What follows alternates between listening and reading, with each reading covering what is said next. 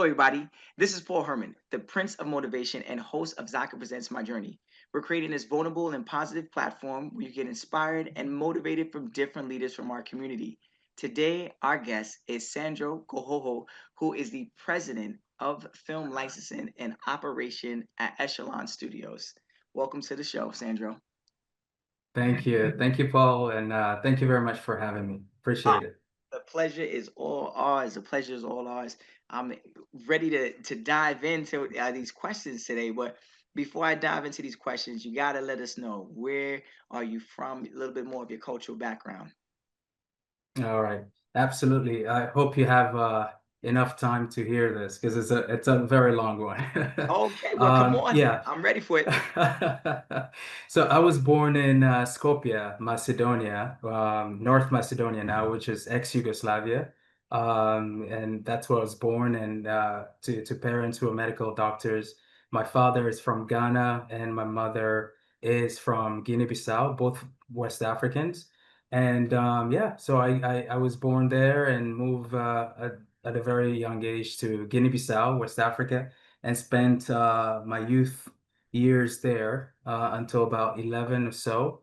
And then I moved to Ghana. That was a transformative moment where I had to start, Mm, really understanding. It was a language barrier, it was a different food, it was a lot of different things that I had to learn, and including education. I had to switch from Portuguese immediately to English. mm. Um, and yeah, so those were my early years, and spent some more time in other parts of West Africa. So truly, I consider myself a West African. Okay, okay. Now, Yeah, you just mentioned a couple of places, right? That's a yeah. lot. So just give me a time frame from the when you were born to when did you stop moving? Ooh, stop moving. Okay, so born in Yugoslavia, spent almost a year and then left and spent Guinea-Bissau to about 11 years old. Mm, And then since that point on, I haven't lived with my parents, and we're out in pursuit for education. So we moved to Ghana for about 4 years and then left there, moved to the Gambia for another 3 years. Um, and when it was time for college, I decided to go to Senegal. There's an American university there called Suffolk University. They're mm. also out in Boston.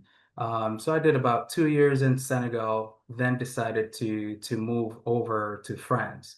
So I Jeez. spent about 4 years in France. I completed my bachelor's degree there. Fascinated time in France, just learning different things and different cultures again. And from there, completed my degree, kind of moved to LA, left LA, went to back to Senegal for a couple of years, and then got a scholarship to study in Canada. So I went to Canada, spent about 2 years, did my MBA out there, Okay. and moved to Cape Verde again. Spent about 2, 3 years in Cape Verde Islands. Beautiful, beautiful place. If you haven't been, definitely Yeah, I heard it's recommended. beautiful out there. It's beautiful. It's a gorgeous place. Spent a couple years there and then moved back to LA because, work was calling.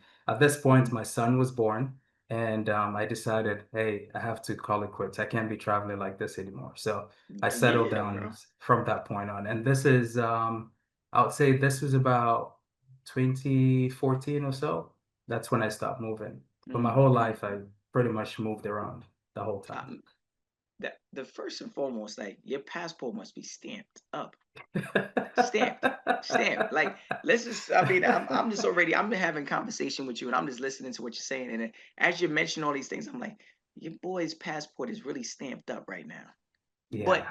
I think there's something that speaks about individuals that do travel, seeing the world, right? You're already as an immigrant, right, coming to the United States, but having the mindset of being like, okay, this is my country. I come to the United States, but still being able to travel to other various different countries and be an immigrant in a sense over there as well too, right? So you Right. have Right. different perspectives as an immigrant in different countries. Obviously living Absolutely. in LA is a whole different ball game, right? And we're going to talk a little bit more about that. But Yeah. living in different places You know, altogether. I always thought of myself when I understood what the word immigrant actually meant, I realized my whole life I've been an immigrant, because I Yeah. was born in a country where I never really lived, right? And I spent all my life going to different places. And I go back to Guinea-Bissau where I spent my early days. Um, when I speak, I have an accent, right? So people are like, hey, where are you from? Kind of a thing. And you go to Ghana, same thing. People say, are you sure you're from here? And you always kind of justify to people, yeah, I'm actually from here.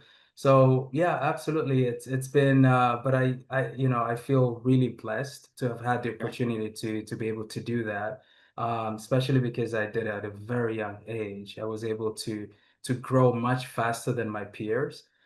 Just because every time you move, you have new challenges to Yeah. overcome, 100%. and 100%. I remember I have this one bag that I carried with me everywhere, my gray Samsonite bag.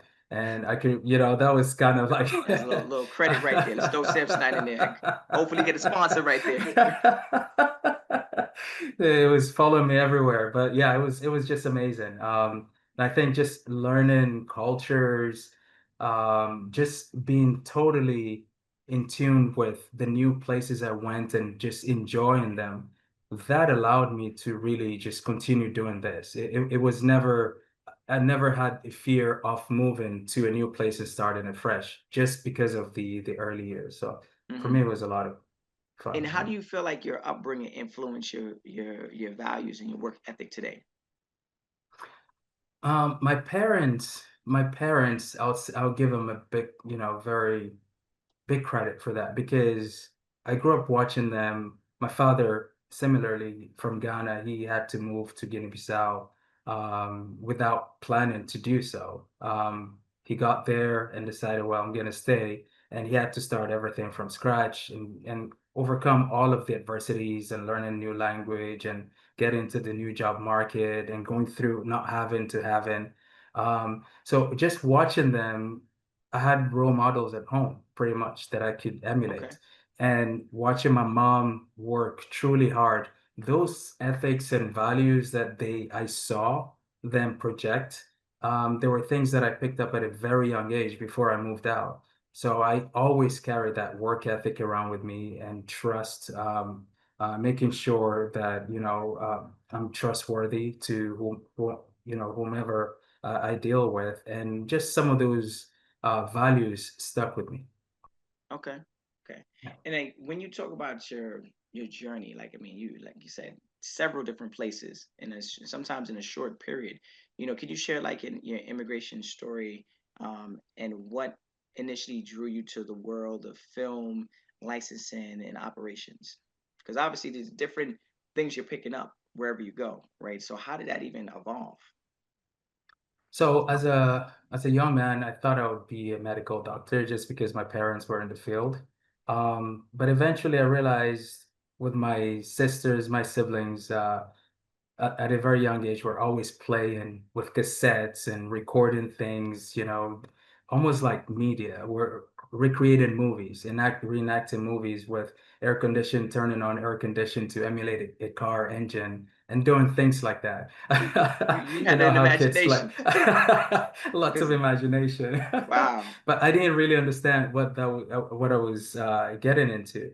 But during high school, there was a moment where I created a full magazines with again my sister and another friend in the Gambia, and I really wanted to get into the magazine business, right?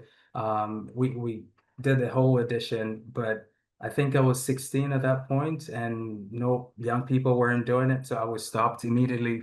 People were concerned that we might get into political arena, which that wasn't a plan, but just out of caution, they said don't do it, so we stopped. Again, I put that in the back burner, never really thought too much about it. But as just life evolved, I realized I started to continuing the same path. Going into France, I was in the media business. And again, working for my first job in the United States, I was dealing with books. Hmm. And Hmm. that drew me to Hollywood. So for me, it was definitely something that I always wanted to do. And coming to LA was just a great opportunity to be able to pick that up, definitely. Hmm. And what were like in the beginning, like what were some of the early challenges that you faced, breaking into Yeah. the entertainment business? I know it's already a hard business already to break into, but like you must have had several different challenges. And like, how did you overcome it as an immigrant?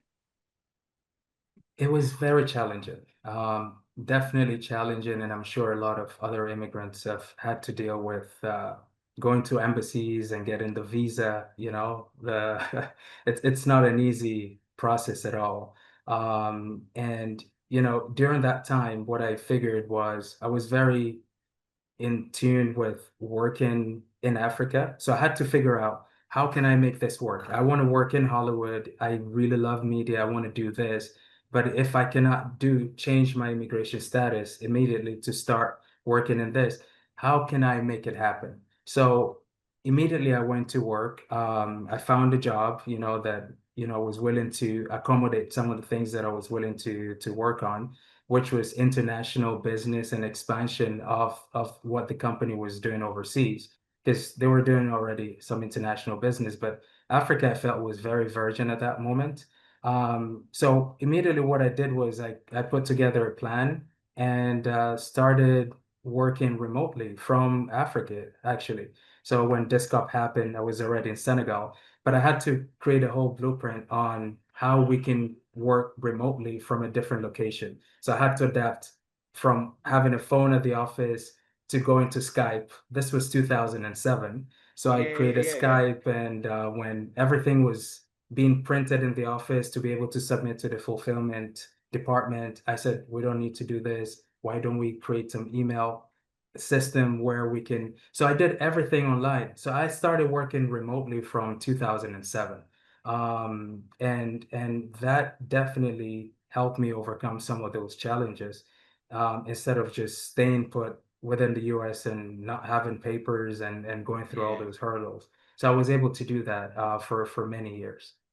Mm. Yeah, Now, your current role at Echelon Studios, like you're obviously have a big title, right? You're right. talking president of film licensing and operations. I know that came with a lot of grinding to get Yeah, there, right? And I, yeah. I I know you might, some people might be like, what exactly does that include? Like, what exactly? How do you even get to that title? Let's talk about that. So it took many, many years of grinding.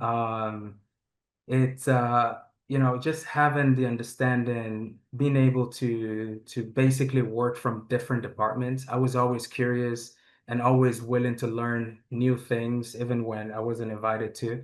I always found a way to just learn about different departments. So after a couple of years, I was able to understand fully how should we operate in the new world, right?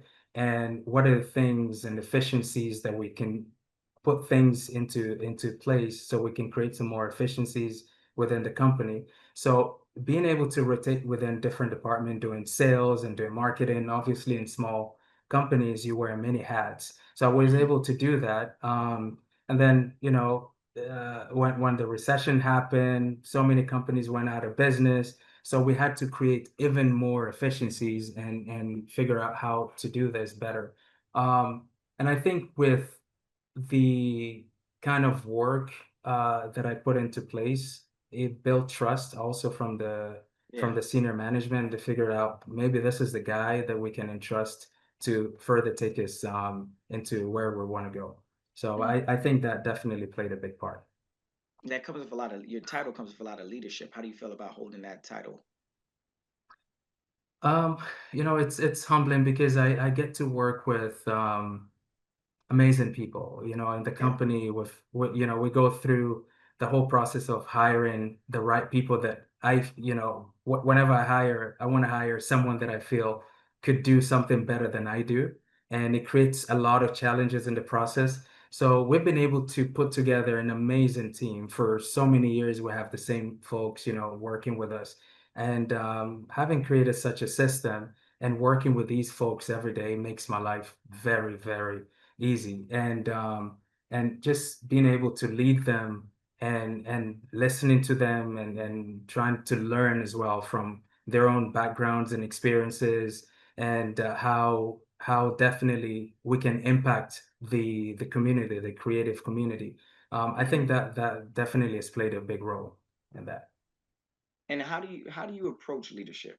Like, is there any like values or strategies that you have to help trust? I mean, to help gain the trust of your peers in your community and stuff. I know that's and Yeah. in your leadership position, I mean, there's several different people that work under you. So like Yeah. getting everyone together, like you said, you have a really great team. So how do you do that? Yeah. That's a very good question. So one of the things that I truly believe in is that I have to be a partner and I have to treat them like partners. And the way I collaborate with all of our teammates and stakeholders is a partnership. It's a very collective goal that we have in place, and we try to work towards that. But the other thing as well that I try to instill on the team is you have to work almost as if you are the owner of the company. We don't want you to detach yourself from, just not having an interest and you're like, that's your business. No, this is my business. I'm taking care of things. And if this was my company, how would I behave? So I've had years when we had ups and downs in the company that I have to stay up until 3 in the morning, 4 a.m., trying to figure out how can we make enough money to be able to afford to pay my colleagues, right? Because I didn't want them to get fired or anything like Yeah. that. We needed to be able to take care of payroll. So I want everyone to have that kind of mental attitude towards the business. And if we work like that, I think everyone brings the best foot forward and we can execute. So I think those are the key things that I try to instill at least within the teammates. And every day we work like that, and I believe when they apply these principles, they all rise in leaders. They all becoming leaders in themselves. Mhm. And how do you Yeah. earn trust, like building a strong team across like various different cultures, backgrounds, geographic areas? Yeah. Over the years, we've had, I'll say a lot of times, we have things that we could do better, right? And being able to connect with the team and allowing them that you do have room to improve this, and I'm going to listen to you, and I'm not here to take your credit. I want to give you credit for everything that you also do. But this as a collective, as a company, we want to move forward. So if you bring something great to the table, I'm always there to listen. As a team, everyone has kind of understood that by now, that it's about trust, and I want to trust them, they want to trust me back, and over the years we've been able to rely on each other to make the right steps forward. So Mm. I think that's been very, very helpful. Now, in your profession, I know that like, and you correct me if I'm wrong, but like film licensing requires a deep market understanding and negotiation skills, right? What unique perspectives do you think you bring to the table? Also, having the background, being an immigrant, having an immigrant background, what kind of things do you think you bring to the table to help you out during those times? Yeah, that's a great question. I think having lived in so many different places, it gives me an edge, and understand, especially in the world that we operate in media, where you have people from all over the world, different backgrounds, etc. Just being able to connect with them on a different level gives me a lot of leverage in being able to communicate with them, and also they understand that I understand their world, right? And I think that's definitely helped me out. And with the language factor, I picked up a lot of languages over the years when I lived in all these different countries, immersed myself into their cultures. So being able to communicate with them, we always do it at the Mm, right at the best frequency possible in the room. let's We go. connect. We're able to understand. I grew up watching content in France, so I understand what really they're looking for. So when I communicate with someone in France, I know what we're supposed to talk about. Growing up watching a lot of content that was in Portuguese and having subtitles, I did understand at a very early age that you could still appreciate content if it's Yeah, subtitled. It's not a yeah, big deal. So I think all those things help me out, but also in terms of negotiation and sales strategy and so on. I think I mentioned initially that I took an internship earlier when I moved to America. I was doing door-to-door sales. And I think that built Cool. me. It built my Yeah. character. I Okay. had so many no's. I had to knock on over 80 doors a day for about 4 months and walk around Los Angeles trying to make ends Ah, meet, you know? That was right. it was a very difficult gig where I was working 80 hours a week. And all I did was negotiate, sell, negotiate, sell. I understood that, yeah, definitely you have to build trust with a lot of people and you have to have integrity.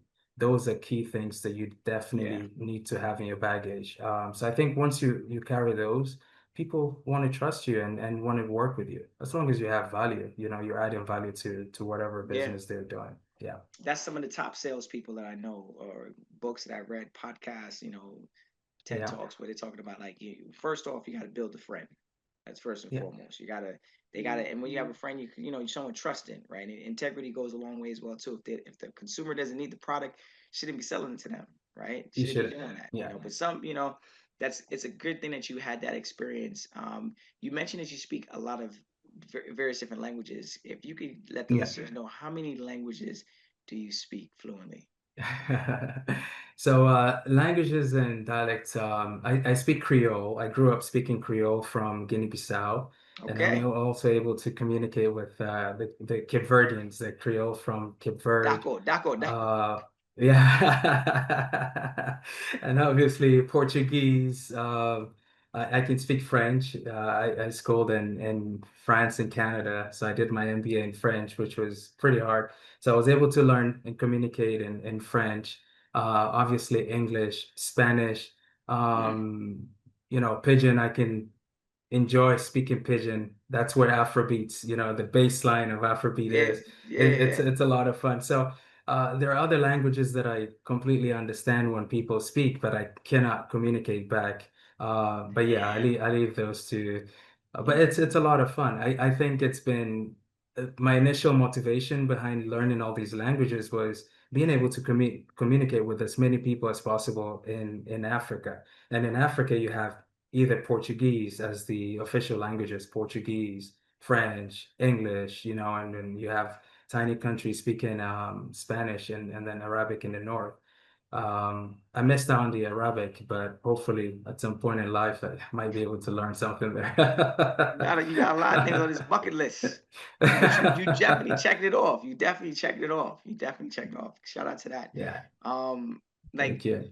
when you look back at all these projects that you've worked on, right, in your career, like obviously there's got to be a milestone, something that you look back and you're like, that was that moment, especially the one that's like affirmed like your path in this industry. What was it, if you could think back of it? I think that started around 2008, 2009. When I started doing my MBA, I was definitely very invested in the job that I was doing. So I stopped and did my whole MBA focused on the digital side of our business, right? VOD was very, very like it was really the early stages of VOD. So I spent countless hours, hundreds of hours just focusing on where are we going to be today as an industry, right? So I focused a lot of time on that and built a whole model around the VOD business, which is why Echolon Studios, we started working in VOD very, very early, as far back as like 2008, 2009, 2010. And during those days, we're able to create our own platform. I remember going around knocking on different doors of different companies and selling them VOD platforms. And they're like, what are you talking about? What is this? It was a very expensive ordeal. We couldn't sustain it because it was too early. Sometimes you're just too early in the game and it's not, Sure. timing is not right. But that, although we could not continue with the VOD business as a platform, being able to create that for many people, I did understand there were great opportunities in that field, and I wanted to continue, with the company. And then what we ended up doing was striking deals with like-minded folks. And I remember I used to meet with Tom and Hicks of Tubi, who was a co-founder. And this was like as early as maybe 2012 or so. And we'll talk about business and we'll talk about content. Amazing guy. And I just knew that this gentleman knew what he was doing. So we started betting on companies like Tubi, providing them content. Similarly, Okay. we did the same with Roku at the very start, Okay. from the Yeah. day one. Plex, the same thing on day one. Greg would know all of these guys, definitely. And same thing with Roku. So all of these companies, I think, starting really early with them on the VOD business. For me, those were definitely like nice milestones to look back to and say, hey, we're actually there and we made the right bet. Mm-mm. You Yeah. definitely have some history right here. You Yeah. definitely have some history. You've been putting in some work, and the crazy thing about it is that you've been able to have a lot of this great success and still travel at the same time. Yeah. You know, Yeah. it's sometimes you don't really find both of those. Like you're not able to travel and see the world Yeah. unless you get to a very high up position where you're meant to travel, right? But in your Right. incline, you're able to travel around the world and also incline at the same time. So kudos to you because that is Thank you. it's not an easy task. When you're starting off Yeah. places, they say like this is your position, you stay right here, handle this, take care of this. You're like, Yeah. I'm gonna do this, but not just bounce side to side and climb up the ladder. I'm actually gonna go across the seas and come back. That's a big lateral movement right there. That's not normal. That's Absolutely. You was I doing think it a comes shuffle with, and dodge over there. it comes with when it's one of those things that I learned at a very young age that you have to learn to police yourself. And I teach my kids to be very responsible, accountable, is that when you're given an opportunity, don't do 1 to 10. Go the extra mile. You have to do the extra, right? True, And true. once you do that, people trust you and they know if I say I want to move here, they trust that I've put in enough work and I've analyzed everything, worked out the strategy, the tactical aspect of it, and then that I'm going to definitely give my very best to execute and ensure that things come to fruition. Mm, It's not always going to come to fruition. It doesn't matter how much work you put in. Sometimes there are times that you need luck, yeah. for things to be fulfilled. But at least they know I'll definitely give my very best. So I think I've been fortunate to have an amazing leadership that understands that and it's able to be flexible with me. Because I come up with so many crazy ideas and like, hey, slow down, slow down, slow down, and keep me in check. So I've learned a lot. I've had great mentors over the years that have really kept me grounded, and I'm very grateful for that. I'm glad you mentioned the word mentors. A lot of the Yeah. thought leaders that have been on the show, on the podcast, have expressed that, mentorship and how, leaning on other people that have come before you, whether they look like you, talk like you, come from the same background as you, just having a good mentor is always Yeah. essential along that process, and I know Yeah. over the many Absolutely. years for yourself, the film industry has changed drastically over and over, constantly. Right. What changes have you seen on a global film distribution over the years, um, in regards to like this what's caused the shift in regards to story, the landscape, and things like that? Yeah, over the years, I think technology has been playing major roles, and this is not new to our industry, but it's an industry that evolves pretty fast. Yeah. Whenever technology takes 2 steps forward, our industry does the same. And over the years, we've seen the evolution from the traditional way of distribution to where we are today, where digital plays a very, very big role. And we've seen cinematic windows shrink and every other window leading, up to the AVOD world. But I think that is not the end of it. Definitely, just doing some more research there. I think we're going to go into a different aspect of this business eventually. That is going to just transform the whole industry again, and the way we're doing things right now is definitely going to transform. Um, but yeah, that said, also I think the digital distribution or just the streaming platforms have created sort of like a level ground, playing field for content creators, right? Independent films can now be, you have a poster of independent film here and then a major studio on exactly the same platform. And it's now audience-led decision-making process where you look at this poster versus that one, what do I feel like watching, right? That wasn't Yep. the case before because we're playing with, it's big money versus small money. It wasn't a level playing field. But nowadays you have small films on a streaming platform outperforming the big budget film by 10x, Yeah. And I think that's a pretty exciting moment for a lot of content creators.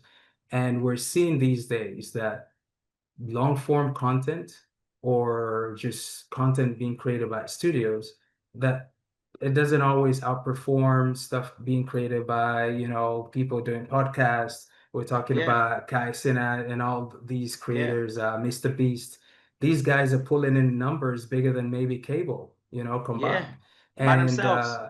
by themselves, absolutely. So it's transforming the whole Wow. industry and the way we look at things. So I think definitely some of the bigger players in the industry are going to start to, they have to, right? Reevaluate things and look at how should we do things. They can't move like elephants anymore, and allow smaller players to come in and take the crown, because that's what pretty much happened when we transitioned from, as we were going from cable into VOD. Everyone was Yeah. moving Blockbuster. slowly. Yeah, exactly. Blockbuster Everyone took their Netflix. time. Yeah, it was like, we good. We got these We VHS good. We got tapes. We these got the guys. DVDs. Netflix came Absolutely. in. Yeah, But exactly. So I you think are everyone has refreshing to it. rethink the strategy. Absolutely. So we're gonna have more of that. I don't think it's over. The VOD, it's not the end of it. AVOD, I mean, there's going to be more. It's coming very soon, and we're definitely working on that next level thing. We're pretty excited by it, but it's too early for us to kind of announce what that's going to be. But definitely, it's something pretty exciting for us. Mhm. Now you're bringing up a good point. I do like what you just said. You can't keep moving like an elephant. Yeah, That yeah, that right there sums it all up.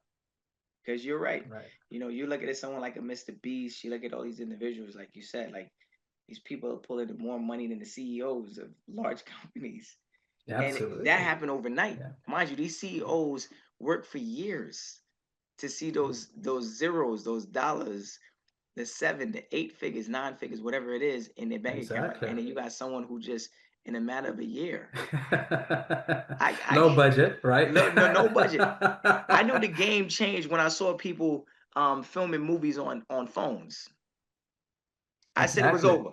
I said this is it. This is This it. this is it. This is it. Yeah. I already knew that the social media, the content creators were already doing a big job, but I was like, okay. But when I saw big box movies being filmed on phones, I said, Yeah. all right, now the world's coming to a whole different playing page right now. It's The amazing. arena It's is it's different, just and it's it's it's different. anyone could win, Yeah. but it's Yeah. still you still got to put the work in. You have to. And looking at how content is consumed, right? You have the young folks today, their attention span is different from what Yeah, what we're used to. I can still watch a whole soccer game, 90 minutes. They're fidgeting. They can't wait to get up and move and do yeah. something Let me go to else, the kitchen. Let me go grab something. Let me go It's like, outside, what's ride my going on bike, here? come back, watch the last quarter. You're like, So you when I missed see, everything. you see all these kids, what they're watching today, you say, wow, this is what you guys are actually watching.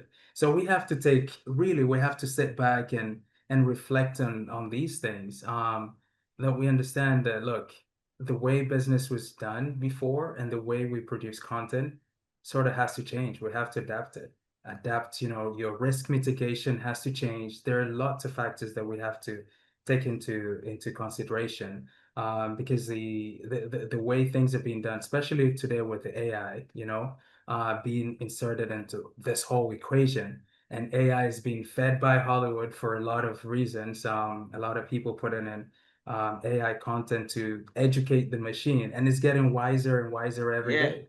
It's going to get yeah, to a point where a lot of people cannot decipher between one or the other. yeah. So we're gonna have to really rethink how we do business. And I think being in the distribution business is pretty exciting. It just keeps you young. It's Yeah, never gets old. Yeah, it's good. You know, it's always good to be in an industry that's always evolving, but you gotta stay current.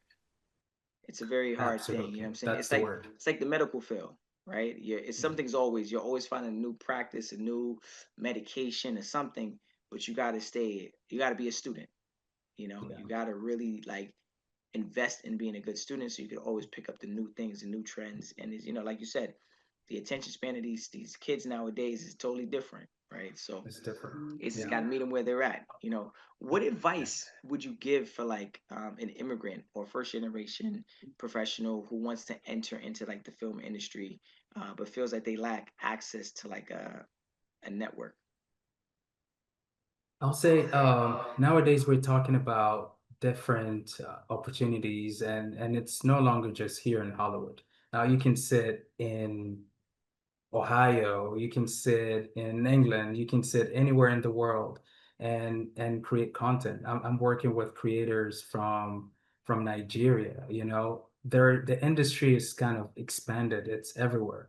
So first of all, you don't have to only look into Hollywood. You know, you can look into different parts of the world and still be part of this industry.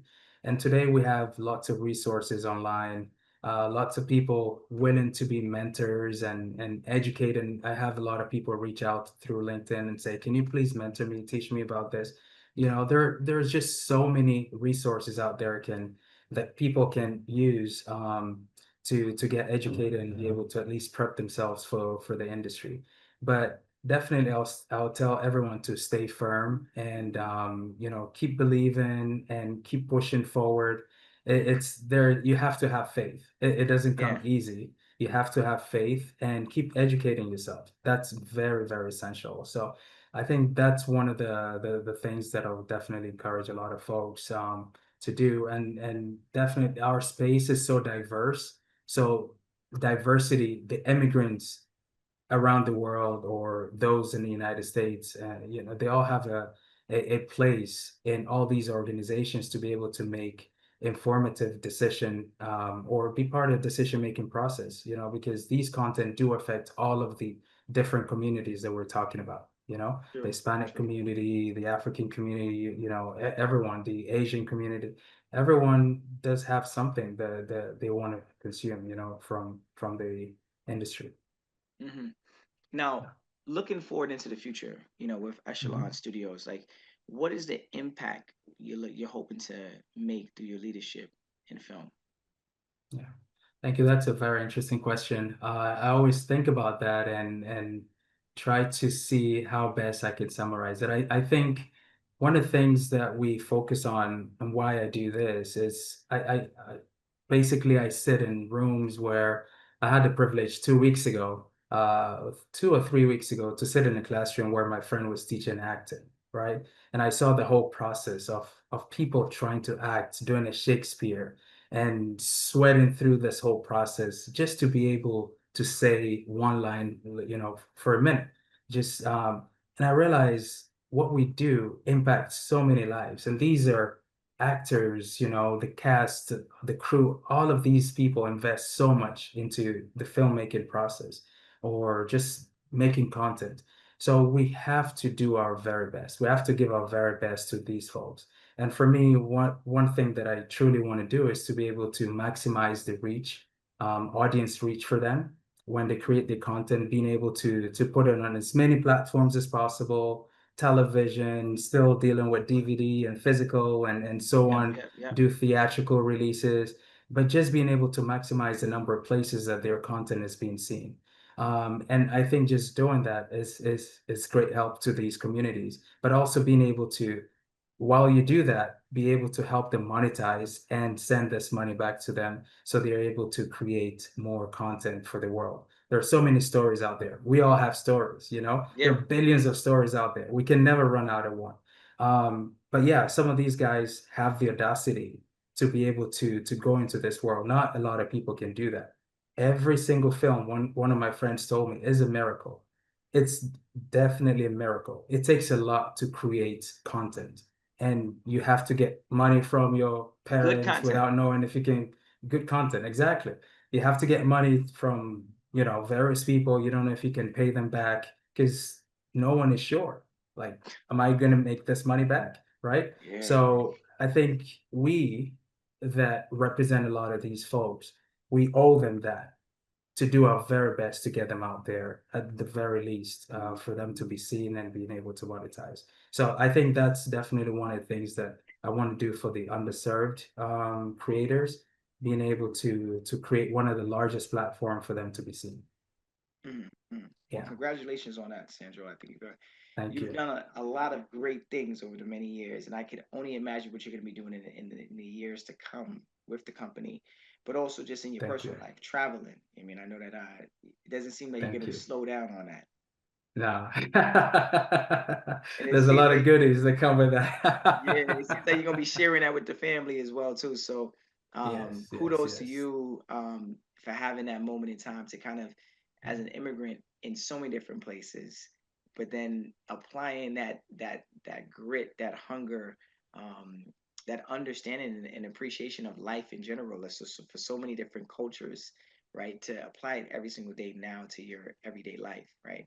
I feel like you Yeah, being the leader that you are right now is beautiful because you have different perspectives and the understanding of so many other people, and that is why you're so trustworthy in this game, and that's why people love you for who you are. thank you. When you're able to Thank you, relate to Paul. people, I mean, I think that speaks volumes.